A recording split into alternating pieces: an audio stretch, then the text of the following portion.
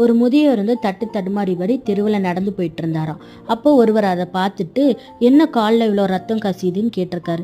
இல்லை, வேகமாக வந்த ஆட்டோ சக்கரம் காலில் ஏறிடுச்சு தம்பி அப்படின்னு சொல்ல, வாங்க பக்கத்தால் எனக்கு தெரிஞ்ச டாக்டர் இருக்காங்க, நம்ம ட்ரீட்மெண்ட் பார்க்கலான்னு வலுக்கட்டாயமாக இந்த பெரியவரை கூட்டிகிட்டு போயிருக்காரு.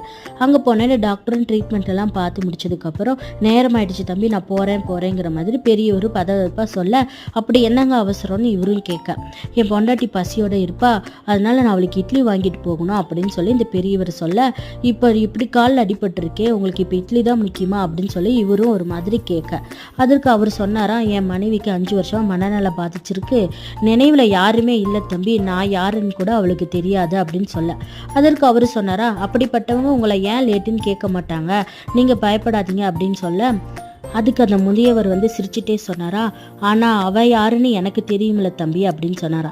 இதுதாங்க உண்மையான தாம்பத்தியங்கிறது.